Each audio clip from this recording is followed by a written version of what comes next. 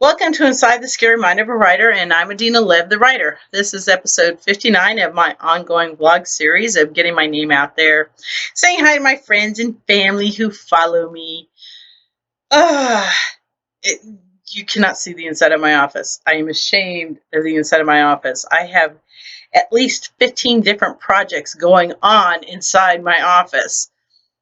Get ready for the holidays. I've told you my unhealthy goals that I set for myself, but I'm knocking these damn quilts out. Ah, the hair's all in the face. I have the top down on the Jeep, so I just got home from all my errands, and my hair is a wicked, wicked mess. Told you guys a couple weeks ago about Norma Schrader. Sorry about that. Didn't mean to jiggle the camera.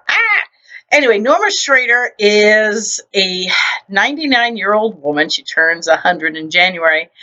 And she is a World War II vet. She is a Korean War vet, and I want to do her story. So you can hear Bella pitter-patter in the background. Yeah, so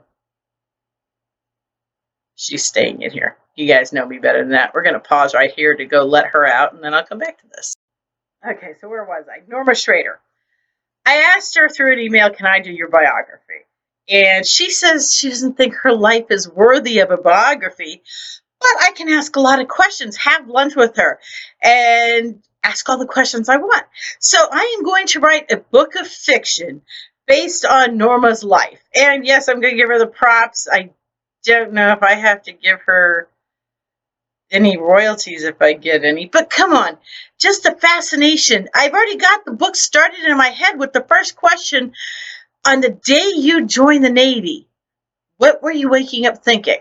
What was it? You were brushing your teeth, you washed your face, she got ready to go to work like she always did because she had a very controlling, I don't know if you'd say controlling mother, but her mother made sure she watched her from the window walk to work every day. The mom watched Norma walk to work every day. And before Norma got to work, she took another train and went to go and enlist in the Marine Corps. And the Marines said they were filled up to their quota with women who were not nurses. She'd come back some other time. So she went over to the Navy, and the Navy said, sure, we need women. Okay. I want to know what was going through her mind. What made her? Was it a sense of patriotism? Was it a sense of needing a direction of ways to go? Was she giving into societal demands because she was 23, unmarried, and it was wartime? So these are the questions I've got to line up because I'm going to flesh out the chapters, and I think I might end the book with her looking over her life. I think that would be a good ending. She's flipping through a photo album of her life at her 100th birthday celebration. Or I might just end it with the World War II, but then how do I end it with World War II and the end of World War II and her discharge? But she wasn't actually discharged. She was put into the reserves. So when the Korean conflict came up, she got a letter saying, greetings from Uncle Sam, and she was reactivated. So I'm not sure where to go with this. It's titillating. It's extremely exciting. It sparks so many ideas in my head. You always hear about World War II vets. You never hear about World War II vet women. So to that end, I joined another group, military women. Hold on, I've got it here. Here's the flyer. Triangle Women Veterans. The Triangle Women Veterans MWAN unit number 44. Military women. I don't know what the acronym stands for. And, that's kind of wild because we've always had acronyms in the military. I went to this meeting last 2 months ago, 3 months ago, whatever it was, and I encountered women, all who had retired about the same time I went into the Navy. And I had to give these women respect because they were actually, yes, that big dramatic pause was my brain farting. They paved the way for women like me to join and to go into different roles other than nurse, yeoman, personnelman, which are basically secretaries. And I became a torpedoman's mate. You didn't see a whole lot of women. We had a lot of women in our shop, But that's because these women came before us and showed that just because you have internal plumbing instead of external plumbing, that you can still do the job. And my group, my age group, we paved the way for the next generation. And that's what you're supposed to do. You're supposed to make better for the next generation. So I'm excited. I don't like commitments. All y'all know I have had so many commitments to my time that I'm now doing me. I'm doing my time. I'm writing. I'm working on the endless number of quilts. Oh my God. And the YouTube vortex on quilting. Go on quilting. The first quilts I've done are all patchwork. They're very linear patchworks. And then I'm watching a video and I'm, ooh, I can do that. And I did it and it looked great. And so now I'm looking for the next quilt. I can do that. It's an illusion quilt. Oh my God. It messes with your OCD because the seams line up, but the pattern inside the quilt doesn't. But that's part of the illusion. Finish that one.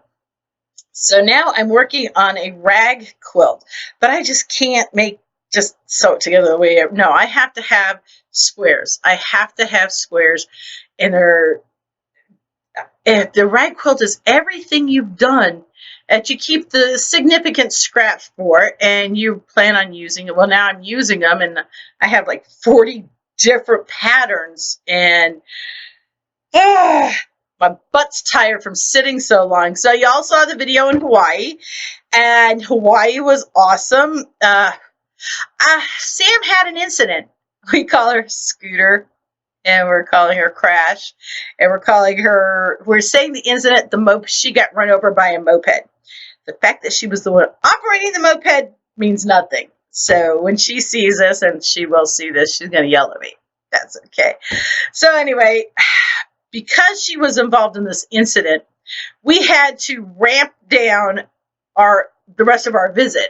So we saw all the museums. We saw the Polycultural Center. If you have never been to the Polynesian Cultural Center, go. It's freaking awesome. It's wonderful. Bring a fan, doing this bit because it gets hot in August in Oahu.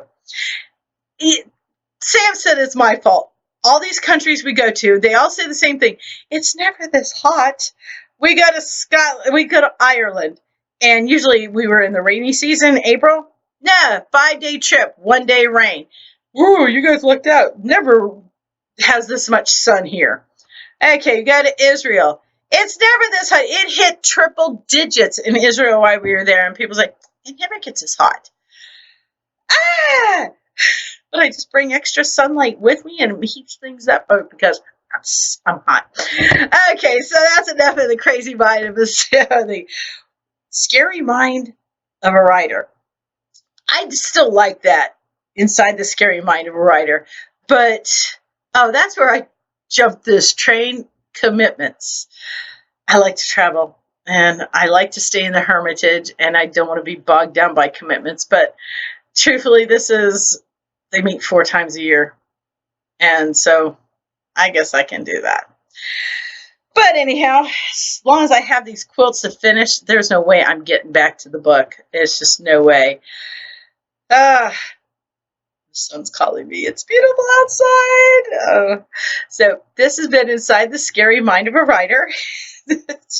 My family's like, Mom, go get some coffee. They're not wrong. I haven't finished that cup of coffee. I've done 10 billion other things, but I haven't finished my coffee yet. If this has amused you, please share it. Give me a thumbs up. If you are shaking your head, please do not call the government and tell them I need some serious medication. And share the video. Download my books. I got a royalty check for 3 cents. Woo! Yeah. Please tell people, buy my books. Google my name. Buy my books. I need some help there, people. This has been Adina Lev, Inside the Scary Mind of a Writer. Subscribe, share, subscribe. I'll be babbling in this camera again next week. Y'all be safe out there and cool. And be careful of the storm that they say is going to hit Florida, might hit North Carolina. We're not sure. Bye, y'all.